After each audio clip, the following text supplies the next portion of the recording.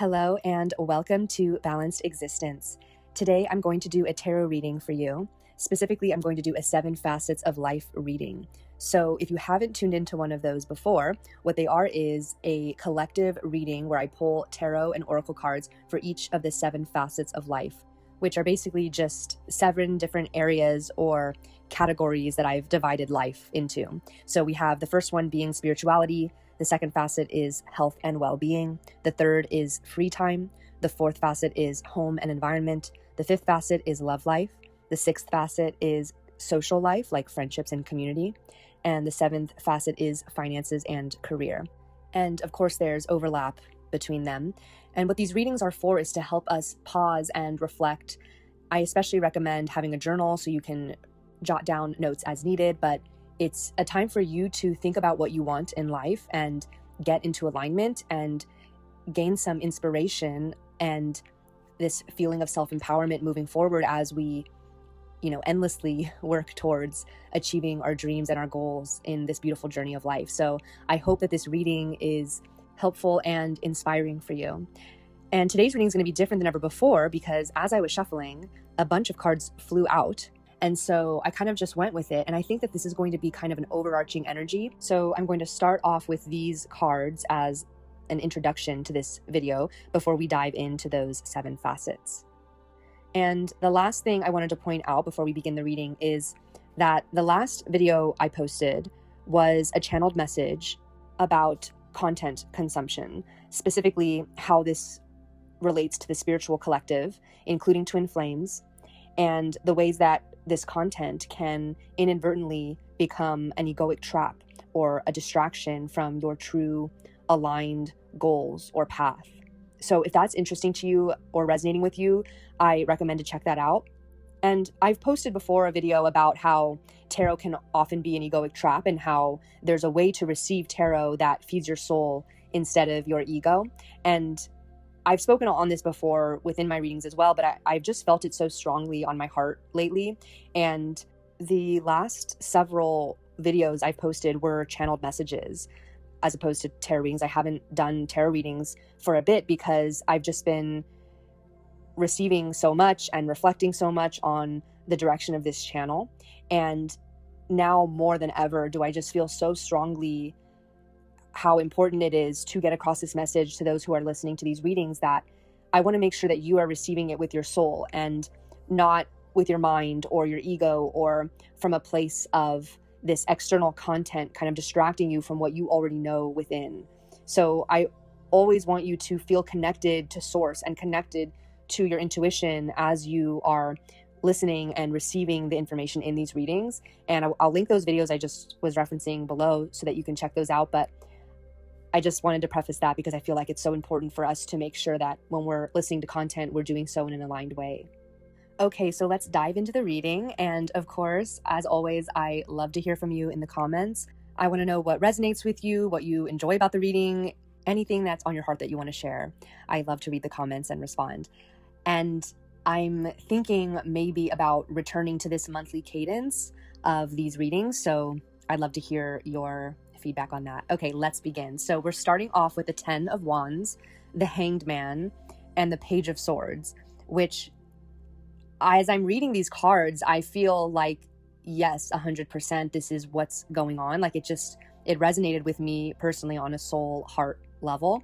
So the 10 of Wands is all about feeling like you have so much on your plate, maybe even chaotic energy in your life, maybe feeling overwhelmed by burdens. Maybe you've been giving a lot to other people or carrying other people's burdens for them.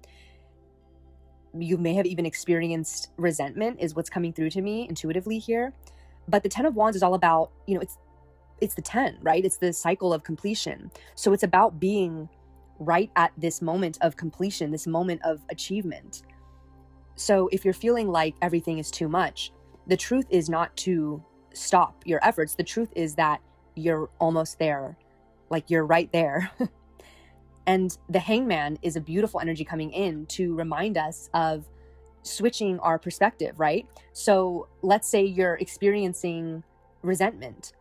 The Hangman is going to come in and remind you that even moments of resentment or negative energies or unpleasant feelings are here to point us towards what we do want. And so, like I've said in previous readings, triggers are a gift. Triggers are a blessing. Anytime you're being challenged with something, it's a portal into a higher version of yourself. It's a stepping stone to that next level of who you seek to be. And so instead of resisting and wanting it to go away and wanting to stop trying, the beauty of the hangman coming in is reminding us that this is what we want. We do want to level up. We do want to continue expanding and growing. And so even though any kind of negative or unpleasant experiences or feelings are valid, and we want to honor and accept and have space for them, we also want to accept these challenges with this eagerness and inspiration in life. And with the Page of Swords, we have this new way of thinking about things, this fresh approach in the mental sense. And the page represents that youthful energy, right? It's experimenting with different thoughts and ideas. And the air is, of course, our mental, intellectual, our mind, our thoughts, things like this. So I love that this hangman is paired with the Page of Swords, because in this moment of the Ten of Wands, feeling like there's so much going on, so much fiery energy, but you're almost at the edge of this completion cycle, it's great to have the hangman and the Page of Swords coming in to help us evolve our way of thinking and remain in high spirits. Then more cards popped out, and we had the Eight of Wands and the World, which is very beautiful, exciting energy, because the Eight of Wands, following the Ten of Wands, is this passionate, energetic movement forward. It is true expansion. It's the arrows flying from the bow. It's new adventures, pursuing your hopes and dreams. It's no more waiting, but taking full action, full speed ahead. So in this phase of life, although you also have this Ten of Wands energy where it may feel like it's heavy to carry all of these responsibilities or burdens that are on your plate, the Eight of Wands is coming in to encourage you to keep pushing. And the World is that last card of the tarot deck. So it is completion. It is the success and the achievement and the end of a cycle. So to have the Ten of Wands and the World together here is just such a powerful energy, along with those hangman and Page of Swords energies that are helping us approach situations from a more fresh, healthy, inspired mindset and perspective. So then we have the Five of Pentacles and the Eight of Cups. And something that's coming through so strongly for these cards is this idea of you need a death to have a rebirth, right? Like the phoenix is going to be reborn from the ashes, but you wouldn't have those ashes if there wasn't something that died or was burnt, right? And that's kind of what happens when you are at this 10 of this numeric cycle, right? You're coming to the completion of something, but in order to step into that new level, the parts of you that are not meant to continue on to that level, or that were even hindering you from reaching that level, they do need to fall back or fall off or die. And so the Five of Pentacles and the Eight of Cups are showing me that there are parts of you that have scarcity mindset or that are holding on to certain emotional attachments. And this is a pivotal moment where, in order to complete this cycle, you're going to be asked to leave them behind. The Five of Pentacles can also speak to the need to ask for help. And so I want us to think about this as we are going through each of these facets of life, of in what ways are there parts of us that need help from others, or in what ways are there parts of us that need to be left behind, those fears that are just simply no longer serving us. Lastly, we have the Page of Cups. So I love that we had both the Page of Swords and the Page of Cups, because it's like a new, youthful, fresh perspective as it relates to your mind and your ideas and your thoughts, as well as your emotions and your feelings. And I love the Page of Cups because it's all about your heart and your feelings, and it can also show up in your relationships, romantic or otherwise, but it's this gentle, creative energy that just feels so inspiring, and it's all about your heart. And there's just so much potential and possibility with the page. So I hope that you can feel into this energy as we go through these 7 facets. And let's start off with the number 1 facet, which is spirituality. Okay, so by the way, I'm seeing 5:55 on the clock, and 5 in numerology is all about change. So in the area of spirituality, you're undergoing a pivotal moment and change is coming. So when we talk about the spirituality facet, we're talking about your self-development, your transformation, your core values, your beliefs, your intuition, your connection with God, source, the universe, your angels, whatever resonates with you, your rituals like meditation and prayer, cacao ceremonies maybe. I personally love cacao. I'm drinking some right now. I really feel like it helps me open my heart and feel grounded and connected to Mother Earth. It could be your altar setup. It could be different divination tools you're using or areas of spirituality that you're learning about. It could be how you enter a creative flow state. Of course, this might overlap with the third facet of free time. There could be lots of overlap. Spirituality can also overlap with the sixth facet as it relates to your community. Or spirituality can be a big part of your routines, which often comes up in the second facet of health and wellness. So you can see that all of these facets will combine and overlap together to make your beautiful life. So, okay, I've pulled the Chariot and the Queen of Pentacles. Now, I love that the Queen of Pentacles is here, showing that you are evolving into this beautiful divine feminine energy. And of course, we all have a balance of divine feminine and divine masculine within us. They don't necessarily need to relate to gender, but this divine feminine energy is receptive. She's in touch with her body. She is extremely grounded and connected to Mother Earth. And I'm really feeling that coming through to you, like you are embodying that feeling as a result of your spiritual rituals or routines, or you're being called to prioritize your spiritual rituals or routines so that you can reach this Queen of Pentacles moment. The Chariot, I'm intuitively picking up that this is this push and pull that we so naturally experience being humans in this world of duality. We are humans that will always have an ego. We will always perceive things on a spectrum of duality through the lens of our ego, such as good and bad, or right and wrong, or pleasant and unpleasant. And while we can never get rid of that as long as we're in this human body, we can recognize it and we can expand our consciousness further. So we're kind of evolving past, without escaping, the constraints of the ego and duality. I know that's very high level, but I hope that that comes through to you now. So for example, a lot of this is going to come down to releasing judgment. So as you're navigating through life and you're judging others or even yourself as to I should be doing this or they should be doing that, those are constraints of the ego, which is perceiving the world to be this is good and this is bad. And while there are on this earth objective morals that we follow, a lot of life is preferences, and someone's going to go through a journey one way and someone else is going to go through a journey another way. And while your ego will try to convince you that it should be a certain way because it has to follow this particular story that the ego wants to be able to tell so that it has some sense of identity of who I am being separate from others, as we expand our consciousness, we begin to approach life from a less judgmental way because we realize that ultimately we're much more connected than our ego will have us believe. So this is the push and pull of the Chariot, because we're always going to be experiencing that tension between, the 3D reality that has us in these human bodies with an ego, perceiving ourselves to be separate from others, because that is the reality we are experiencing. That is what matter is showing us is the truth, right? Like I have a body, I have a house, I have a car, and you have a body, and you have a house, and you have a car. Like that's the reality of the 3D world we live in. But we're also existing in the 5D, which we cannot see or maybe touch, but we are energetically present there and we are energetically connected. And so there's always going to be that polarity between those two existences that we are taking up space within both.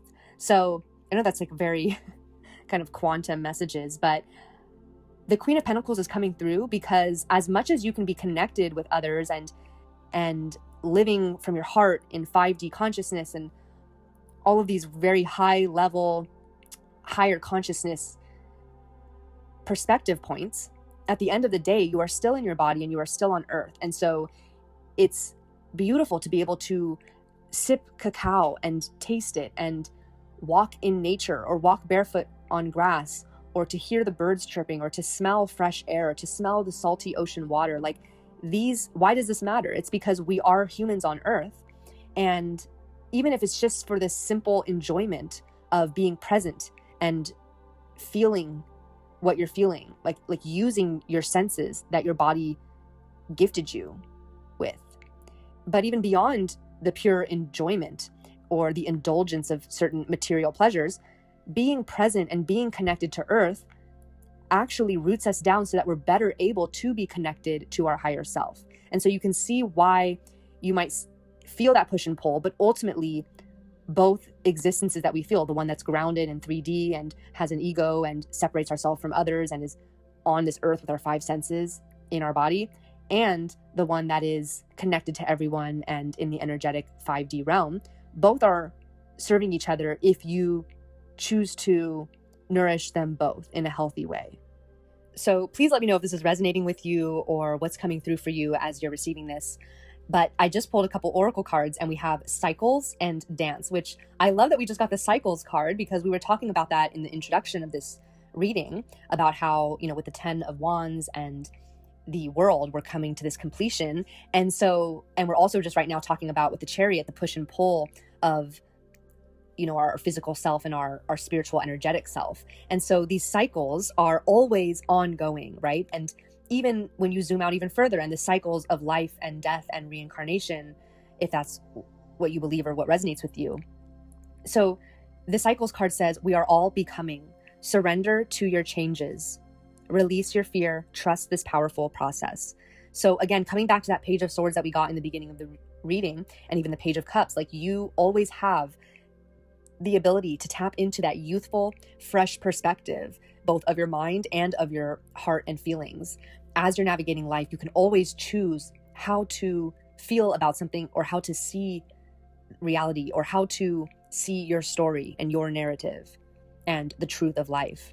And then of course we have dance. It says, find your heart's rhythm, step lightly and swing with the melody, close your eyes and let joy lead the way, which is such a beautiful card to go with the Queen of Pentacles as we talk about grounding into our body. So definitely, as you're reflecting on this month, feel into what you can do to ground in your body better, what works for you. And there's going to be endless advice out there, and it's your job and only your job to find out what intuitively resonates and what at the end of the day works for you. So try to enjoy the cycles of trying new things, seeing what works, experimenting with different rituals and different routines. Or maybe you already know exactly what works, but you just need to do it more regularly. Or maybe you're already a master of your spiritual rituals and routines, and this is a message that's just reminding you of the beauty of how it fits into these cycles of life. Okay, let's move on to the second facet of health and wellness. So this could be things like your routines, your habits, like healthy habits that you're trying to build. This is things like sleep, nutrition, fitness, even mental health. And wow, we have the 8 of Pentacles flying out. So you are becoming a master of your craft. So I think that this is a very powerful and resonating collective message, because I believe a lot of the collective is realizing health is wealth. I talk in other videos about how attention is the new currency, right? So how you're spending your time is the new way that we are kind of quantifying the quality of life. In the past, we used to think of it as being money, but now we're realizing it's our attention and it's our time, because time is the one thing that is limited in this 3D realm. We're limited by space and time, right? So we are eventually going to die and end this life, right? So time is the one thing that's limited. And of course we do need money to survive, but many people reach their giant money goals and yet they still feel unfulfilled, and are recognizing that the way they spent their time to achieve that money actually was misaligned, or it left them feeling like part of them was unfulfilled or acting inauthentically. And so that was kind of the lesson that soul had to learn, right? If for the people who have a story like that. And so with the 8 of Pentacles, you're learning new skills, you're developing new habits, and this collective is learning that sleep is so important. It's like we spend so much time watching videos on how to improve our lives when we could probably do the most benefit if we just went to sleep, right? So if you're watching this and it's late, maybe you should go to sleep and then resume it tomorrow. Maybe that's a sign for you. But also things like nutrition. I mean, we are consuming lots of sugar, we're consuming lots of processed foods, and many of the collective is starting to realize or has been realizing that, that is a significant measure of quality of life. Not just the act of eating, but even the downstream health issues that arise from those eating habits, as well as even like short-term, how do you feel after a meal? Does it make you feel bloated? Does it make you feel nauseous? Does sugar make your head hurt? Does dairy make you break out? These are all just very random examples, but taking it seriously and valuing your health and wellness is what's going to sometimes be the biggest jump towards the higher, healthier version of yourself. Same for fitness, moving your body, and again, going back to that first facet message of the Queen of Pentacles and dance. It's like that grounding into your body and remembering that this is the one body you have in this life. So again, this collective is just waking up to the fact that our health and wellness is so critical. And at the same time, it's important to understand that we don't always have an environment that is helpful for this, whether it's your family or society or your entire country's culture.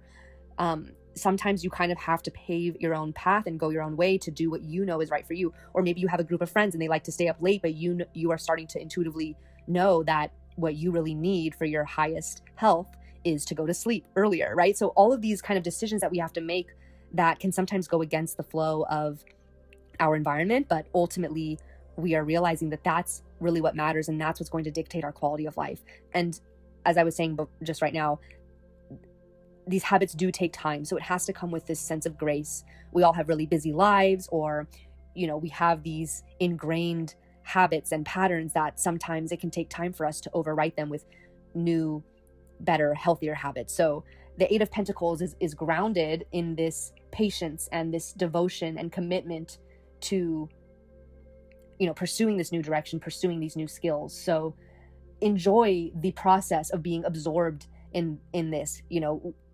You're doing this because you genuinely are interested in it, and it brings you joy, it brings you pleasure, right? You're not forcing yourself to go to sleep. You're not forcing yourself to eat healthy. You're not forcing yourself to work out or go to therapy or lay out your morning routines. You're doing it because you're excited about it, because you're devoted to nourishing and fueling and serving your body in that way.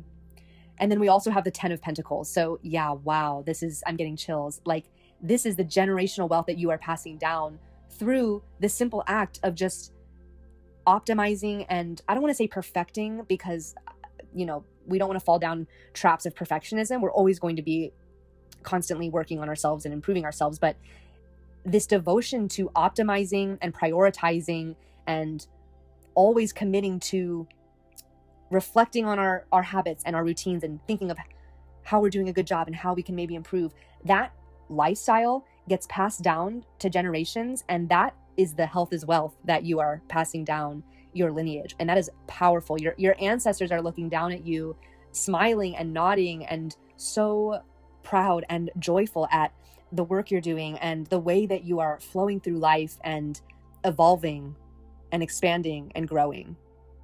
And I just pulled the Oracle card, Nature. So I'm feeling this is very much overlapping with the first facet of life, because I was just talking about being in nature. And so I'm feeling like you are undergoing this beautiful union of your physical body and your connection to Mother Earth with your spirituality and your existence as a higher consciousness, or your connection to your higher self.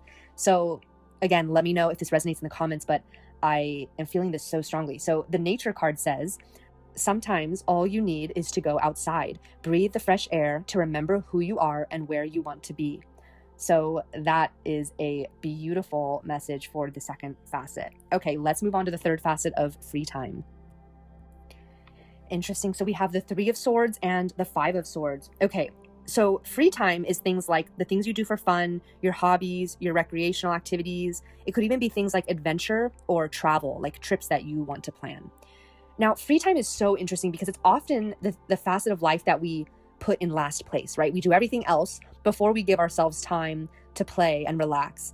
And it's really important that we cultivate this ability to tune into our energetic levels, right? Some activities in life drain us and some fulfill us.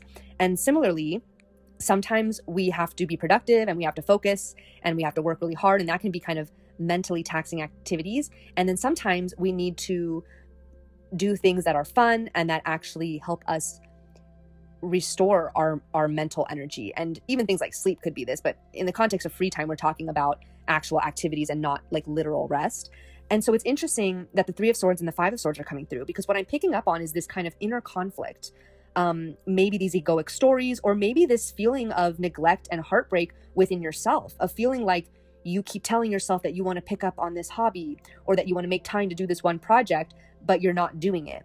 And maybe you're spending your time doing other things that are on paper productive, like you're working, or maybe you have kids, or maybe you're spending time with your loved one or your friends, or maybe you find that once you've optimized your morning and evening routine, it takes up a lot of your time and it's really hard to squeeze in, a few hours of painting or reading that book you want to read, right? So it's really interesting because this is important as it relates to your relationship with yourself. And not just in the sense of the promises you tell yourself or the things you tell yourself you're going to do, which is very important, like the trust that you build with yourself. If you tell yourself you want to paint on a weekly basis, but you don't do it, then you're kind of harming that trust with yourself. And so that needs to be rebuilt by you, setting goals and standards for yourself.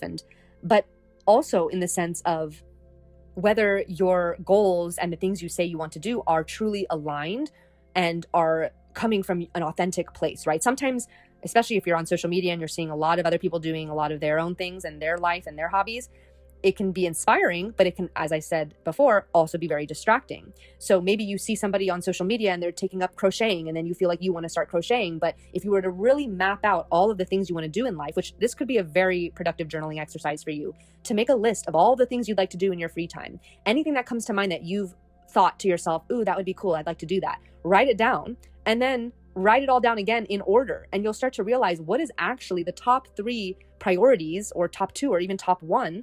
And is that the thing that you've been saying you want to do? And is that the thing that you've been carving time out of your schedule to do? So I'm hoping that this is helpful and this is giving you practical advice forward. But this is what I'm picking up with the Three of Swords and the Five of Swords, is building on this relationship with yourself. And both of these cards being the swords is talking about your mind and your thoughts and what you think and believe about your free time. Maybe you feel like it's limited. Maybe you feel betrayed by the other facets of life that take up all your time and make it so that you don't have time for this one. And maybe you kind of need to overcome that and really get real about your priorities and about the truth of the situation, which is that you are the sovereign leader of your life. You have full leadership and empowerment over how you spend your time. And that is going to take saying no to certain things, right? Because we only have a limited amount of energy that we can give to things. And then, of course, I'm pulling the Rebirth card as the Oracle card. And this is also connecting to the introductory part of this reading, where we talked about the 10 of Wands and the world and reaching this cycle of completion, along with the 5 of Pentacles, which can represent scarcity mindset, and the 8 of Cups, which is representing all that we have to leave behind. And so there is no rebirth without a death, right? And so what parts of you, like the stories you tell, or even just the habits you have of maybe sitting and watching TV, which does not count as free time, by the way. That is not a fulfilling activity. I mean, it can be for some people, like if you're a movie buff and you get genuine fulfillment from the shows that you follow. But what I'm really talking about in this free time facet is the things that exercise your creative flow. Maybe TV kind of overlaps with other hobbies you do, or maybe you're a writer and so you kind of lean on other works of art or something like that. But ultimately, free time does not mean things like TV or or scrolling social media, or it's meant to be things that exercise your creative flow state and bring you closer to source and bring you closer into alignment with your highest self. And so with this rebirth, you're having to leave behind those aspects of yourself that either want to blame other things for not having enough time, or make excuses for not prioritizing what matters to you, or is just simply procrastinating or not in the habit. And this is not to be hard on you. This is just to, take a pause and really reflect and recognize in which ways you need a little bit more structure or even discipline in your life to really map out, again, which free time activities are your top priority and how you can carve time in your schedule for those things. And honestly, maybe free time is just sitting and daydreaming a little bit. This could overlap with meditation, of course, in our first facet, but maybe it's just time to sit and do nothing and just come back into calibration. Or maybe it's a big business project, or maybe it's a book you're writing, or it's a creative project. It could be anything, but what's aligned for you. Or if you don't, this is your sign to do that journaling activity and list them out and get clear on those priorities. So very exciting. I'm feeling like you're having a beautiful rebirth as it results to how you spend your time. And all of this is connected. You can see, your spirituality is leading in everything you do. And then your routines and your health and wellness on a daily basis are setting the foundation for a healthy body. And from there, you kind of get to start playing with your schedule and your calendar. And that's exciting. You're really creating your life and the reality that you want. Okay, so moving on to the fourth facet of home and environment. So this could be your literal house that you live in. It could be even how you organize that house. Maybe you're trying to do more minimalism, or you're trying to, redesign your space. Maybe you have some home improvement projects you're working on, or in your garden or your backyard. It could be the environment you live in, like the city, the town you live in.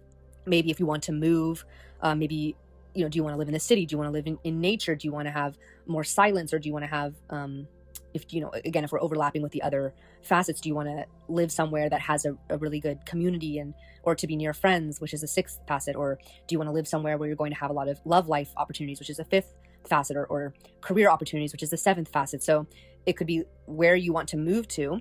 And it could also just be like your pets that you have at home, or you could even have like children in this facet, or that could also go in your love life, facet, if you want to think of it as your love life, your marriage, or your direct family.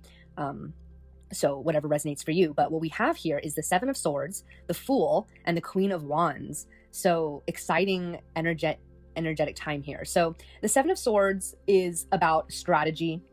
And so you may have a big project or a big move that you're working on. Even if not, there's maybe some kind of improvement within your home life that's going to require some kind of strategy. Sometimes it can represent deceit, or things done in secret. That's for a select few, but there could be something in your environment that is hindering you from the kind of dream home or dream environment that you want. If you live with family, or if you live with roommates, or if you live in a city that's not really aligned with your needs, or whatever it may be, that could be pulling your attention to that here. But the Fool is all about having a new start. So whatever this is for you, you are being called to take a bold, courageous action towards something new. And sometimes this can be really difficult in the home facet, because our home, our environment, especially if we've lived there a long time, can be something that we find to be really familiar, and it can be difficult to kind of switch things up. Moving can be a very stressful and chaotic endeavor. And even if you haven't lived in your home for a long time, maybe you've just moved there, even if you lived somewhere for only 1 to 2 years, it's unlikely that you're going to want to do that moving process all over again, right? This is just an example, but the Fool is here because it's calling on you to take a bold action. So the part of you that's like, I don't want to rock the boat, I just moved here, or I've always lived here, whatever excuse it is, right? Or, I've always had, my room decorated this way, or, I don't want to spend the money to do this, right? Whatever it is that you might be making excuses for, that again, you're going to need to call on your intuition here. These are just random examples, but you're going to need to take that bold action that you're being called to take, instead of falling prey to those familiar excuses and that kind of stagnant energy that keeps you from taking the action that you are being pulled deep down intuitively to take. And that's exactly why the Queen of Wands is here, because she is charismatic and passionate and creative, and she has the strength to achieve her goals and do so in such a graceful way, where she's balancing all the areas of life, and she's very versatile, very creative, generous, and so very aligned with what she needs, and very authentic, right? And so this is that archetype that you're going to want to embody as you're reflecting on what your goals are in the home and environment facet. I also want to note that this does not have to be something that is done this year or this month, right? Like, this can just be a seed that you're planting, but it's important to, write it down in your journal. Like, what are your 5-year or 10-year dreams and goals when it comes to your home environment? Because it's important to, even if you change it later, it's important to start that process and plant those seeds, because those seeds will take time to grow. And we want the seed to take time to grow, because we want that growth to be sustainable, and we want it to be authentic to what is truly what we want. And like I said before, there's a lot of content out there, there's a lot of influence, and there's nothing wrong with taking your time on your journey to make sure that what you want is truly what you want. So this, again, does not have to be this crazy sense of urgency. I know there's a lot of energy with the Fool and the Queen of Wands, and maybe that is the case for you, that you're taking kind of fast action. I mean, we are in the year of the fire horse, maybe you are feeling that energy, but I also just want to reiterate that sometimes this is just a seed that's planted that needs time to grow, but you can still call upon that energy and take those steps, again, even if it's just writing it down and reflecting on it, and just beginning to let yourself use your imagination and use your creativity to dream up the highest timeline, the highest path for you. And wow, okay, so our oracle card is energy. So, wow, yeah. It says life force is flowing. Open yourself to receive the power from within. So, yeah, I would really meditate on that and feel into your solar plexus chakra, feel that fire, and really open yourself to what is aligned for you. Let yourself channel that which you need to know from your higher self. Okay, so let's move on to the fifth facet of love life. Okay, so we have the Nine of Wands and the Knight of Wands. Wow, okay, so we have some fast-moving, fiery energy as it relates to the Knight of Wands. And then with the Nine of Wands, we also have this beautiful representation of inner strength, determination, working really hard to make something work, and not in a way that's full of resistance, but in a way where you have the resources that you can call upon in times that you need it. And before I expand on that, we're also getting the Four of Cups and the Wheel of Fortune. So it's interesting because the Four of Cups is coming to us with this more watery, kind of sad energy. The Four of Cups is about, they have three cups in front of them, and another cup is being handed to them from the cloud in the sky, but they're not able to see it. So it's this feeling of discontent. It's this feeling of maybe disappointment or grief, or even maybe just feeling uninspired or unenthusiastic or just bored with what's in your life.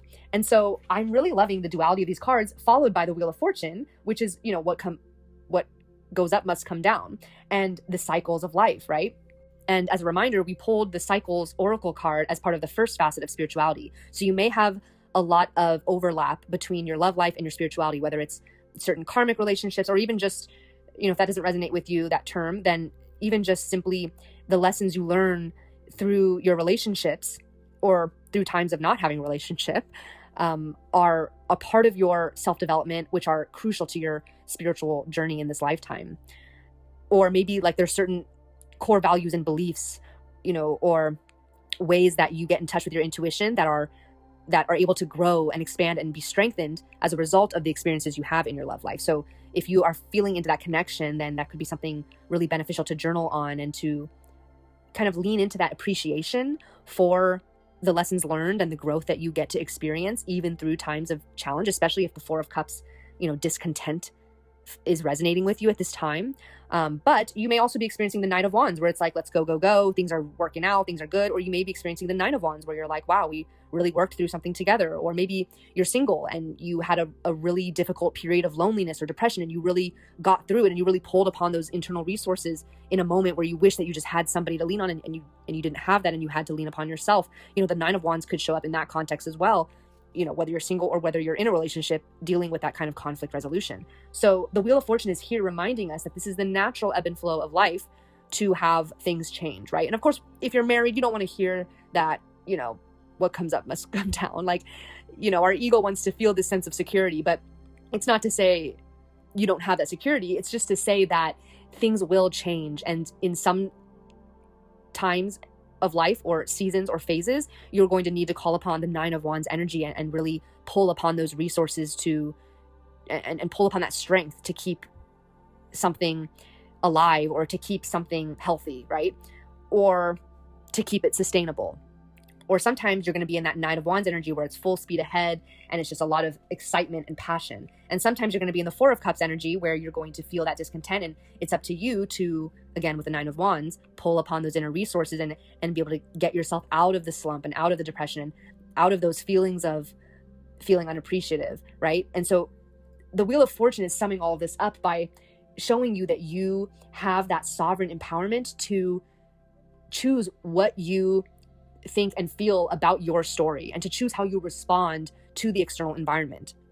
So far with facets 1 through 4, we've all been talking about stuff that relates to just you.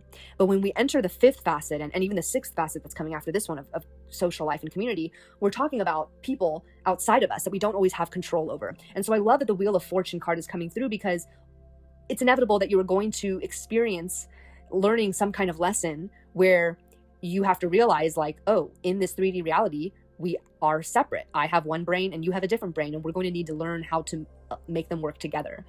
And by that same logic, we are connected on an energetic level, and there's something beautiful about that bond.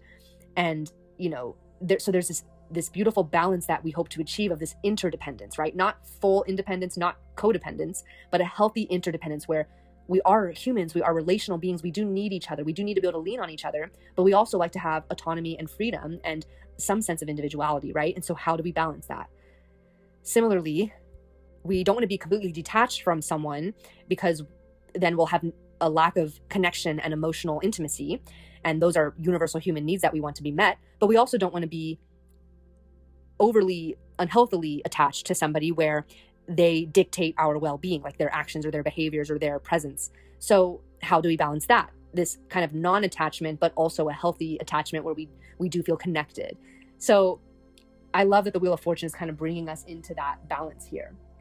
And so with the Oracle card, I have confidence as well as expectation. So it's like I was saying, like, you're inevitably going to learn that there's aspects of these people that are external to you that you aren't going to be able to control. And so expectations may not be met. But we also have standards at the end of the day of how we wish to be treated. And we hope that those standards are built on a foundation of self-love and self-worth. And so how do we balance that? And how are we able to, again, with the Nine of Wands, call upon those internal resources and utilize good communication and patience and understanding and compassion, but also the strength and confidence to stand up for what we need at the same time. So there's always going to be that balance that you're being called to bring to your relationships and your love life. So I'm going to read these cards. Expectation says, be open for whatever comes next. It might just be the music your heart's been waiting to hear. So kind of I'm feeling into like a relaxing of your shoulders, relaxing your jaw, leaning into what's happening instead of trying to control it, and kind of loosening the reins. However, we also still want to have that confidence, and we're still holding on to the reins, right? We're not completely giving up. We're just loosening them a little, and we're kind of going with the flow a bit more, but still with confidence and still being able to stand up for our needs. So the confidence card says, be bold, rise up and stand tall, feel the fire in your soul. And it's interesting because even with the home and environment facet, with the energy card, and the Queen of Wands, I was talking about meditating into that solar plexus chakra. So there may be some overlap with the love life fifth facet and your home and environment fourth facet. And even in the introductory part of the reading, we had that fire energy with the 10 of Wands and the 8 of Wands. And even in this love life facet, we have the 9 of Wands and the Knight of Wands. So there's a lot of fiery energy coming through. And it is summer at the time that I'm recording this. So maybe you're resonating with that heat and with that fiery energy.